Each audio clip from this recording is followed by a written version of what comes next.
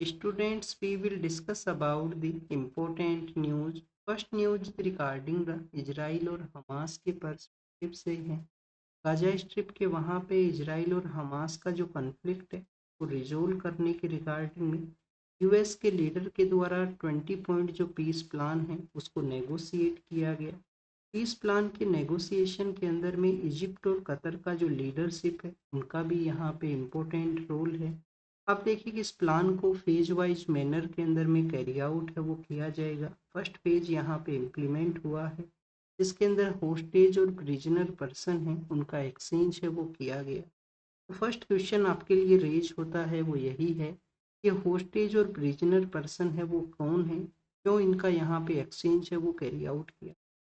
तो स्टूडेंट 7 अक्टूबर 2023 के समय 2 ईयर बिफोर जब हमास के द्वारा इजराइल के टेरिटरी के अंदर अटैक किया गया था, तो उस दौरान में आप देखिए कि हमास के द्वारा जो सिविलियन पर्सन है उनको होस्टेज है वो बना लिया गया था। और उन्हीं होस्टेज पर्सनस के रिलीज के रिगार्डिंग में इजराइल का जो डिफेंस फोर्सेज है गाजा स्ट्रिप के वहाँ पे अटैक को कैरी आउट है वो करते हैं। तो इजरायली डिफेंस फोर्सेज के द्वारा भी उस दौरान में कुछ पैलेस्टीनियन पर्सन्स हैं उनको प्रिजनर के रूप से रख लिया गया था। उन्हीं बोथ जो होस्टेज एंड प्रिजनर है उनका एक्सचेंज यहाँ पे कैरी आउट है वो किया। कुछ ऐसे भी पर्सन्स हैं जिनका कि होस्टेज के दौरान में डेथ है वो हुआ है, तो उनका जो डेड बॉडी है उसको यहाँ पे रिलीज किया जाएगा। नेक्स्ट अगर हम डिस्कस करें सेकंड फेज के पर्सपेक्टिव से, तो आप देखिए कि सेकंड फेज के रिगार्डिंग में जो ग्लोबल लीडर्स हैं उन्होंने अपने कंसर्न्स को रेज किया है। सेकंड फेज के अंदर में हमास को डिसआर्म करना है, अपने वेपन्स हैं उसको लीव करना है। और इजरायली डिफेंस फोर्सेज का भी एक टेरिटरी है, एक लाइन है वो डिसाइड हुआ है कि वहाँ पे उनका प्रेजेंस होना चाहिए। उस लाइन को उनको क्रॉस है वो नहीं करना। तो हमास अगर अपने आप को डिसआर्म नहीं करता है, इजरायली डिफेंस फोर्सेज अपने विड्रोवल को नहीं कैरी आउट करते हैं, तो सेकंड फेज का इस तरीके से कंसर्न्स है यहाँ पे ग्लोबल लीडर्स के रिगार्डिंग में। बट फिर फर्स्ट फेज के रिगार्डिंग में आप देखिए कि पीस समिट है उसको ऑर्गेनाइज किया गया। कहाँ पे पीस समिट ऑर्गेनाइज हुआ है? इजिप्ट के वहाँ पे।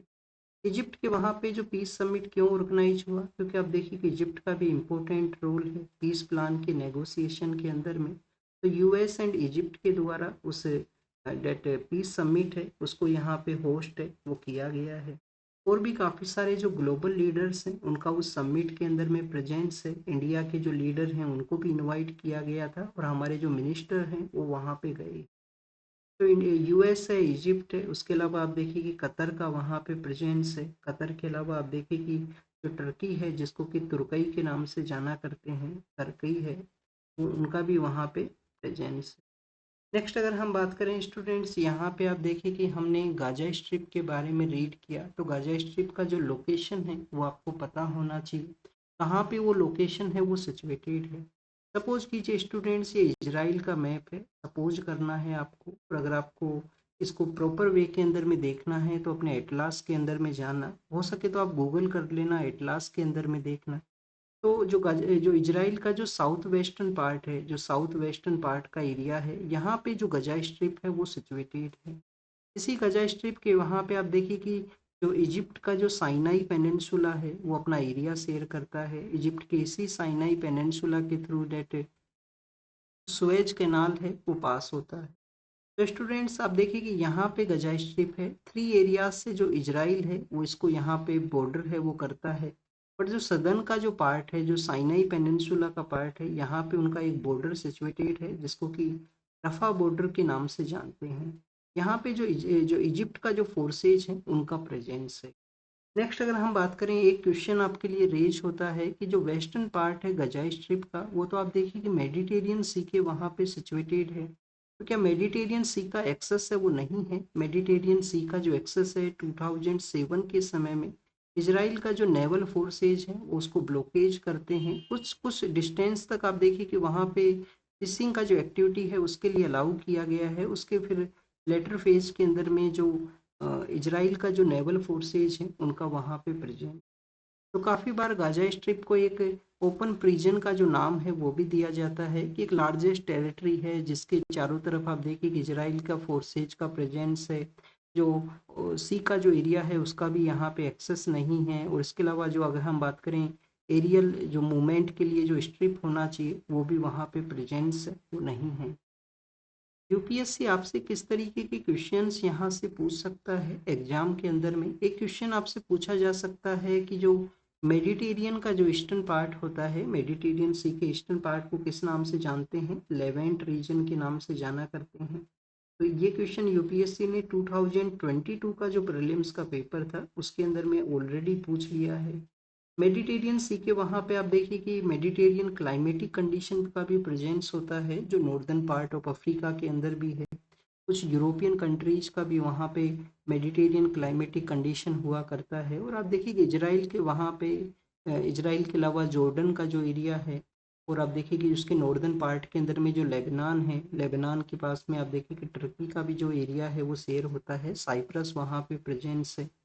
तो इन एरियाज के अंदर में जो मेडिटेरियन क्लाइमेटिक कंडीशन है वो किस तरीके का हुआ करता है? ड्राई समर होती है मेडिटेरियन क्लाइमेटिक कंडीशन के अंदर में, ड्राई जो समर हुआ करती है। जो रेनफॉल है, जो मानसून है, वो विंटर के समय हुआ करता है, विंटर के समय मानसून कंडीशन डेवलप होती है। और यहाँ पे आपको जो साइट्रस फ्रूट्स हैं, जो आप देखिए कि जिस तरीके से लेमन है, ऑरेंज है, तो साइट्रस फ्रूट्स का काफ़ी ज़्यादा प्रेजेंस वो हुआ करता है। इसी वजह से यहाँ पे वाइन इंडस्ट्री और लिकर इंडस्ट्री है उसका भी प्रेजेंस आपको मिलेगा। तो मेडिटेरियन क्लाइमेटिक कंडीशन के बारे में हमने देखा जो मेजरली इस एरिया के अंदर में प्रेजेंस है वो होती है। नेक्स्ट अगर हम बात करें स्टूडेंट्स, यहाँ पे इन्फ्लेशन के बारे में मेंशन है वो किया। आप देखिए कि मंथली बेसिस के ऊपर में हमारे जो इकोनॉमिक प्रोग्रेस के जो डाटाज हैं उनको एनालाइज किया जाता है ministry of statistics and programme implementation के द्वारा।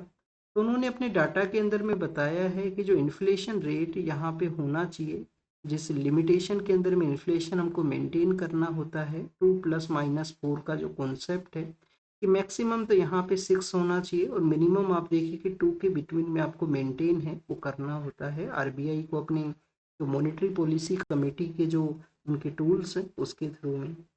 बट यहाँ पे जो इन्फ्लेशन रेट है वो और भी ज़्यादा डिक्लाइन किया है, 1.54% है उसको ऑब्जर्व किया गया। स्पेशली आप देखिए कि जुलाई के मंथ के समय काफ़ी कम था, फिर अगस्त के मंथ के समय 2.1% ऑब्जर्व हुआ, एक लिमिटेशन के अंदर में पहुंचा था और फिर से यहाँ पे जो डिक्लाइन है वो हुआ है।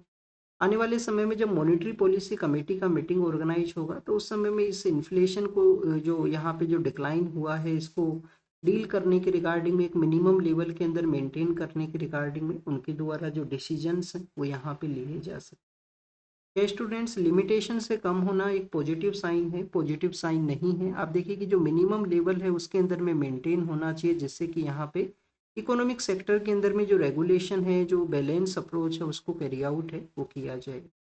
तो कफ सिरप का जो यहाँ पे जो मैन्युफैक्चरिंग कंपनी है उसके लाइसेंस को आप देखिए कि गवर्नमेंट के द्वारा बैन है वो कर दिया गया है। तमिलनाडु के वहाँ पे वो मैन्युफैक्चरिंग कंपनी है वो सिचुएटेड था तो उनका लाइसेंस का यहाँ पे कैंसिल हुआ है। तो स्टूडेंट्स, एक बेसिक क्वेश्चन आपको पता होना चाहिए कि जो ड्रग का जो सेक्टर है, ड्रग जो फार्मास्यूटिकल का जो सेक्टर है कौन सा लिस्ट के अंदर में आया करता है? कंकरेंट लिस्ट का ये पार्ट है। इसमें सेंट्रल गवर्नमेंट और स्टेट गवर्नमेंट है अपने रूल्स को फ्रेम कर सकते हैं। सेंट्रल गवर्नमेंट का जो इंस्टीट्यूशन है सीडीएससीओ, जिसके बारे में हम काफ़ी बार रीड करते हैं, उन्होंने भी आप देखिए कि स्टेट गवर्नमेंट से इंस्पेक्शन के बारे में कहा था कि सभी स्टेट गवर्नमेंट्स को इंस्पेक्शन करना होगा ड्रग मैन्युफैक्चरिंग जो कंपनीज हैं उसके रिगार्डिंग में। 2023 के समय जब कुछ कंट्रीज के वहाँ पे हमारा जो फार्मास्यूटिकल प्रोडक्ट्स गए थे और उस समय उनके प्रोडक्ट की क्वालिटी के रिगार्डिंग में उन्होंने कंसर्न्स को रेज किया था, तो उस समय आप देखिए कि गवर्नमेंट लेबोरेटरीज के अंदर में एडिशनल जो इंस्पेक्शन है, एडिशनल जो रेगुलेशन है, उस प्रोविजन को वहाँ पे एक्सटर्नल जो एक्सपोर्ट हुआ करता है उसके रिगार्डिंग में उसको इंक्लूड है वो किया गया था कि गवर्नमेंट लैब्स के अंदर में उनका एक एक्स्ट्रा वे के अंदर में जो रेगुलेशन है, इंस्पेक्शन है वो किया जाएगा। बट हमारे डोमेस्टिक मार्केट के रिगार्डिंग में इस तरीके का प्रोसेस नहीं था। अभी सीडीएससीओ ने कहा है कि सभी स्टेट्स को यहाँ पे बैठ के कुछ डिस्कस किया जाए, कोई गाइडलाइंस उनको लाया जाए कि क्वालिटी ड्रग्स हैं, क्वालिटी जो फार्मास्यूटिकल प्रोडक्ट्स हैं हमारे सिविलियन पर्सनस को भी अवेलेबल हैं वो रहें। डाई इथाइलिन जो ग्लाइकोल है, डाई इथाइलिन जो ग्लाइकोल है उसका प्रेजेंस मिला था कप सिरप के अंदर में, जो कि एक इंडस्ट्रियल सोलवेंट है, काफ़ी प्राइस कम होने की वजह से इसको यूज है वो किया जाता है और काफ़ी अनएथिकल प्रैक्टिस है, बॉडी के ऊपर ये इम्पैक्ट करता है डाईथाइलिन ग्लाइकोल जो है। नेक्स्ट अगर हम बात करें स्टूडेंट्स, इकोनॉमिक्स का जो नोबेल प्राइज है उसके बारे में है। आप देखिए कि ओरिजिनली इकोनॉमिक्स का जो नोबेल प्राइज है वो इंक्लूड नहीं हुआ करता था, बाद में इसको इंक्लूड है वो किया गया। इकोनॉमिक्स का नोबेल प्राइज 3 पर्सन्स को मिला है, इनके द्वारा बताया गया कि इनोवेशन जो है वो कैसे इकोनॉमिक ग्रोथ को कैरी आउट करता है। इनोवेशन ड्राइविंग जो इकोनॉमिक ग्रोथ है उनका इनका मॉडल है, जिसको कि यहाँ पे नोबेल प्राइज है वो दिया गया है इकोनॉमिक सेक्टर के अंदर में। तो नेक्स्ट आप देखिए कि इनका जो मॉडल है उसी के बारे में हम रीड करते हैं। एक जो पर्सन है उन्होंने बताया कि किसी भी सस्टेनेबल जो ग्रोथ है उसको अगर आपको कैरी आउट करना है तो टेक्नोलॉजिकल प्रोग्रेस के थ्रू आप उसको कैरी आउट कर सकते हो। कि ग्रोथ के रिगार्डिंग में जो प्री कंडीशन होना चाहिए कि वहाँ पे आपके पास में टेक्नोलॉजिकल प्रोग्रेस है वो होना चाहिए। और 2 अदर पर्सन है उनका जो थ्योरी था वो ये था कि सस्टेनेबल जो ग्रोथ है वो एक क्रिएटिव डिस्ट्रैक्शन के थ्रू कैरी आउट होता है। क्रिएटिव डिस्ट्रैक्शन किस तरीके से, जब कंपनीज एक नया प्रोडक्ट को लेके आते हैं और ऑलरेडी आप देखिए कि उनका एक प्रोडक्ट है वो मार्केट के अंदर में है, तो नया जो बेटर प्रोडक्ट है ओल्डर जो प्रोडक्ट को यहाँ पे फेज आउट करता है मार्केट के अंदर में। तो उसी को बताया गया कि क्रिएटिव डिस्ट्रैक्शन के थ्रू एक सस्टेनेबल ग्रोथ, एक इकोनॉमिकल ग्रोथ है उसको कैरी आउट है वो कंपनीज के द्वारा या मार्केट के अंदर में कैरी आउट है वो किया जाता है। लास्ट ईयर अगर हम बात करें स्टूडेंट्स, लास्ट ईयर जो इकोनॉमिक्स के अंदर में जो नोबेल मिला था वो किसके रिगार्डिंग में मिला था, कैसे 2 नेशंस या डिफरेंट नेशंस के अंदर में प्रोस्पेरिटी के अंदर डिफरेंस है उसके रिगार्डिंग में लास्ट ईयर नोबेल है वो दिया गया था 2024 के समय। या किसी वुमेन यहाँ पे पर्सन को भी इकोनॉमिक्स का नोबेल है वो मिला है? यस स्टूडेंट्स, 2 या 3 जो वुमेन है उनको मिल चुका है। एक तो आप देखिए कि 2019 के समय जो इंडियन ओरिजिन के जो इकोनॉमिस्ट हैं उनको, उनका जो वाइफ है डेफ्लो उनको मिला था। तो उस दौरान में भी वो जो टॉपिक है वो काफ़ी ज़्यादा न्यूज़ के अंदर में था। यूपी पीसीएस में ये क्वेश्चन पूछा गया था कि फर्स्ट वुमेन इकोनॉमिस्ट कौन थे जिनको कि जो नोबेल का जो इकोनॉमिक्स प्राइज है वो मिला था। क्या नोबेल प्राइज के अंदर में कैस अवार्ड भी होता है, कैस अवार्ड इसका पार्ट होता है, अल्फ्रेड नोबेल का मेमोरी के अंदर में ये दिया जाता है। नेक्स्ट अगर हम बात करें स्टूडेंट्स, तमिलनाडु के ही पर्सपेक्टिव से है, करूर का जो एरिया है जहाँ पे स्टैम्पीड का सिचुएशन हुआ था, तो उसके अंदर में आप देखिए कि कोर्ट के अंदर अप्रोच किया गया था कि उसका प्रॉपर जुडिशियल जो इंक्वायरी है वो किया जाए। तो उसके पर्सपेक्टिव से सीबीआई को जो आने वाले समय में इन्वेस्टिगेशन है वो कैरी आउट हो सके। अब हमारी कंट्री के अंदर में स्टैम्पीड के काफ़ी सारे केसेज हैं वो सामने आए हैं लास्ट 1-2 ईयर के दौरान में। उसके बिहाइंड में क्या रीजन हो सकते हैं कि लोकल अथॉरिटीज जब भी किसी पब्लिक गैदरिंग को अलाउ करते हैं तो उनके द्वारा प्रॉपर सिक्योरिटी अरेंजमेंट है उसका इंस्पेक्शन ना कैरी आउट करना, एंट्री और एग्जिट गेट्स हैं उनका प्रॉपर वहाँ पे जो इंश्योर है वो ना कैरी आउट करना। तो ये कुछ ऐसे रीजन्स हैं जिसकी वजह से ऐसे जो इंसिडेंट्स हैं वो देखने के लिए मिलते हैं। पैनिक का सिचुएशन क्रिएट होना या लोकल अथॉरिटीज़ का जो गाइडलाइंस है उनको काफ़ी बार नेग्लेक्ट करना जो ऑर्गेनाइजर हैं उनके द्वारा। नेक्स्ट अगर हम बात करें स्टूडेंट, सुप्रीम कोर्ट के अंदर में केस पहुंचा है मुल्लापेरियार डैम के रिगार्डिंग में। डैम कहाँ पे सिचुएटेड है, केरल स्टेट के वहाँ पे सिचुएटेड है। मुलियार और पेरियार नाम का जो रिवर है उसके ऊपर ये डैम है वो बनाया गया है। 1893 1895 के समय ये डैम है वो एग्जिस्टेंस में आया था पेरियार रिवर के ऊपर में। और आप देखिए कि लाइम स्टोन के साथ में इसका कंस्ट्रक्शन है वो हुआ है। अब यहाँ पे कंसर्न क्या है कि केरल के अंदर में लास्ट ईयर लैंडस्लाइड का इंसिडेंट हुआ था वायनाड के अंदर में। तो वहाँ के लोगों को कंसर्न है कि अगर लैंडस्लाइड का सिचुएशन क्रिएट होता है तो इस डैम का अब देखिए कि इम्पैक्ट हो सकता है जो अर्थक्वेक की वजह से या डिफरेंट डिफरेंट रीजन्स की वजह से समय के ऊपर में। आप देखिए कि जो प्रोडक्ट का जो क्वालिटी है वो डिक्लाइन होता है, कोई भी कंस्ट्रक्शन का जो एरिया है उसमें भी जो डिक्लाइन है वो हुआ करता है। तो इस तरीके से सुप्रीम कोर्ट के अंदर में पहुंचा गया। पानी कहाँ पे जाता है, डैम से जो पानी जाता है वो तमिलनाडु को जाया करता है, उनको लीज बेसिस के ऊपर में दिया गया है ये डैम। तो पानी जो रिसीव होता है वो तमिलनाडु को है, सिचुएटेड कहाँ है, केरल के अंदर में। केरल का ही वहाँ पे कंसर्न्स हैं कि ये डैमेज है वो क्रिएट कर सकता है।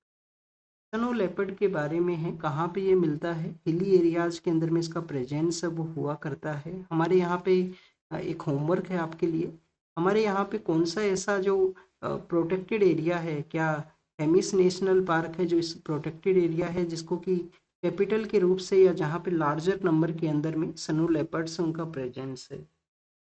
टॉपिक न्यूज के अंदर में क्यों है? टॉपिक न्यूज में इस वजह से है कि जब यहाँ पे एक रिपोर्ट है वो कैरी आउट हुआ है कि जो बिग कैट्स हैं, जो हमारा एक बिग कैट का अलायंस भी आपने रीड किया होगा काफी बार, तो आप देखिए कि इंटरनेशनल जो बिग कैट अलायंस है, इंटरनेशनल बिग कैट अलायंस, कौन सा दो बिग कैट हैं जो इंडिया में नहीं मिलते हैं? एक तो आप देखिए कि प्यूमा है, प्यूमा ये लैटिन अमेरिका के अंदर मिला करता है। अदर आप कमेंट सेक्शन के अंदर बताना। और सारे जो यहाँ पे बिग कैट्स हैं वो इंडिया में मिला करते हैं। नेक्स्ट अगर हम बात करें स्टूडेंट स्नो लेपर्ड्स के बारे में, तो स्नो लेपर्ड्स का रिपोर्ट में ये बताया गया कि इनके अंदर में जो इनब्रीडिंग का सिचुएशन होने की वजह से जो जेनेटिक डाइवर्सिटी है वो नहीं है। इवन जो चीता है, चीता का तो नंबर आप देखिए कि काफ़ी कम था। एशिया के अंदर में सिर्फ ईरान में मिला करते हैं जो चीता हैं। तो चीता जो अफ्रीका से लाए गए हैं इंडिया के अंदर में, चीताज के अंदर भी जो डाइवर्सिटी है वो काफ़ी ज़्यादा है, बट स्नो लेपर्ड्स के अंदर में जो डाइवर्सिटी है, जेनेटिक डाइवर्सिटी, वो काफ़ी कम है। जेनेटिक डाइवर्सिटी का कम होना क्या क्वेश्चन को यहाँ पे रेज करता है कि आने वाले समय के अंदर में म्यूटेशन की वजह से हेल्थ इश्यूज है वो हो सकते हैं। स्नो लेपर्ड्स के अंदर में जो जेनेटिक डाइवर्सिटी का होना वो काफ़ी ज़्यादा ज़रूरी है। जो हम काफ़ी बार आप देखिए ह्यूमंस के अंदर भी इस तरीके की जो न्यूज़ है उसको हम रीड करते हैं कि ह्यूमंस के अंदर में जो ब्लड डिसऑर्डर का सिचुएशन क्रिएट होता है। हर एक ब्लड डिसऑर्डर जेनेटिक जो डाइवर्सिटी है उसके रिगार्डिंग में नहीं है, बट काफ़ी बार ऐसा माना जाता है कि इनब्रीडिंग अगर सिचुएशन क्रिएट होता है तो उसकी वजह से यहाँ पे ब्लड का जो सिचुएशन होता है या म्यूटेशन की वजह से जो भी हेल्थ से रिलेटेड इश्यूज हैं वो क्रिएट होते हैं। तो चीताज के अंदर भी ज़्यादा है, स्नो लिपर्ड्स के अंदर भी कम है जेनेटिक डाइवर्सिटी। अगर हम बात करें इनके लोकेशन के बारे में, तो 12 जो एशियन कंट्रीज हैं वहाँ पे इसका प्रेजेंस हुआ करता है। 12 एशियन कंट्रीज के अंदर में हमारा नेशन भी है। संख्या इनका कम हुआ है, संख्या कम हुआ है तो आप देखिए कि IUCN ने एंडेंजर्ड से इनका जो लिस्टिंग है वल्नरेबल के अंदर में किया है। IUCN ने इनको वल्नरेबल कैटेगरी के अंदर में रखा है। नेक्स्ट अगर हम बात करें चैलेंज क्या है, क्लाइमेट चेंज एक चैलेंज है कि स्नो का यहाँ पे कम होना। इनका जो प्रे बेस है वो भी कम हुआ है, इनका जो प्रे बेस है वो भी कम हुआ है ईयर के बेसिस के ऊपर में। इनका एक लॉन्ग टेल हुआ करता है जो इनको बैलेंस प्रोवाइड करता है, काफ़ी लॉन्ग डिस्टेंस ये कवर करते हैं, किलोमीटर्स एंड किलोमीटर्स एरिया ये कवर किया करते हैं। इंडिया के अंदर में प्रेजेंस कहाँ पे है? जम्मू एंड कश्मीर के अंदर में सबसे कम है, जम्मू एंड कश्मीर में। फिर लद्दाख के अंदर में है। लद्दाख के अलावा हिमाचल प्रदेश है, उत्तराखंड है। इसके अलावा आप देखिए कि हमारा सिक्किम और अरुणाचल प्रदेश का एरिया है, वहाँ पे इनका प्रेजेंस है वो हुआ करता है। चाइना और मंगोलिया के बाद में इंडिया के अंदर में थर्ड नंबर के ऊपर में है, चाइना और मंगोलिया के बाद में थर्ड नंबर के ऊपर है।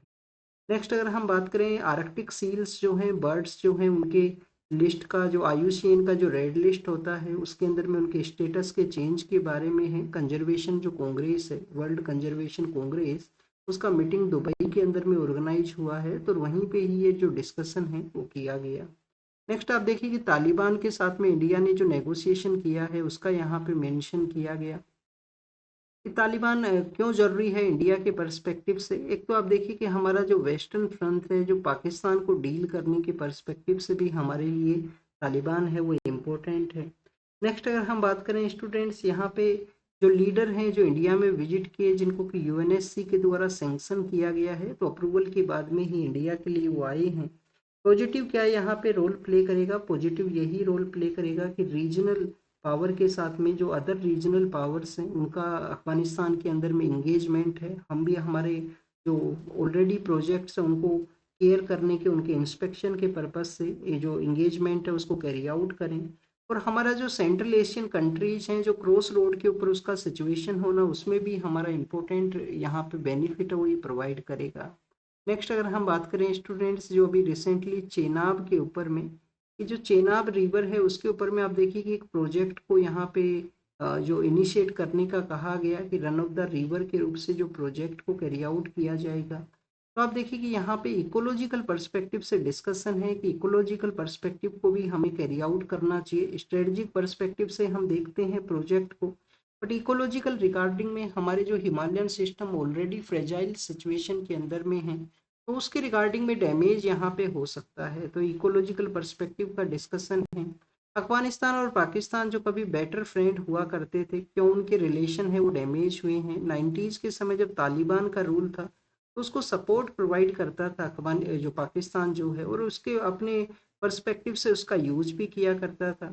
बाद में आप देखिए कि अब प्रेजेंट समय में 2021 के समय तालिबान ने जो पावर को कैप्चर किया है, तो उन्होंने अपने आप को एक इंडिपेंडेंट टेरिटरी के रूप से सेटअप करने का कोशिश है वो किया है, एक इंडिपेंडेंट नेशन के रूप से हम सेटअप।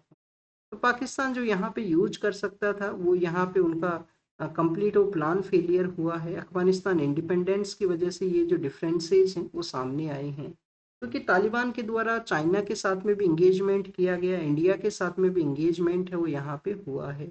और भी काफ़ी सारी पावर्स हैं जैसे कि रसिया है, रसिया के अलावा आप देखिए कि ईरान है, सेंट्रल एशियन कंट्रीज हैं, उनके साथ में भी। इंडिया और कनाडा के बारे में है कि इंडिया और कनाडा अपने रिलेशंस को यहाँ पे रीस्टोरिंग सिचुएशन में है, जिसमें इन्होंने बताया है कि एनर्जी सेक्टर के रिगार्डिंग में हम यहाँ पे इंगेजमेंट को कैरी आउट करें। एनर्जी सेक्टर में जो एनर्जी डायलॉग को कैरी आउट किया गया है, स्मॉलर मॉड्यूलर रिएक्टर जो इंडिया को डेवलप करने हैं, कनाडा वहाँ पे सपोर्ट प्रोवाइड कर सकता है। आने वाले समय के अंदर में आर्टिफिशियल इंटेलिजेंस का जो समिट होगा जिसमें कनेडियन पॉलिटिकल लीडर को इनवाइट किया जा सकता है, अभी फिक्स नहीं हुआ है, इनवाइट करने के बारे में डिस्कशन है। पर्सनैलिटी राइट्स कौन से आर्टिकल के अंदर में मेंशन है? आर्टिकल 21 के अंदर में मेंशन है, राइट टू लाइफ के अंदर में भी है, और जो प्राइवेसी है के एस पुट्टास्वामी के थ्रू जो प्राइवेसी का प्रोविजन आया है उसके थ्रू भी आप देखिए कि इंक्लूडेड है। पर्सनैलिटी राइट्स का कोई मिसयूज ना करे आर्टिफिशियल इंटेलिजेंस के इस समय में, तो उसके लिए काफ़ी सारे जो पर्सनैलिटीज हैं जो यहाँ पे कोर्ट्स के अंदर में पहुँचते हैं।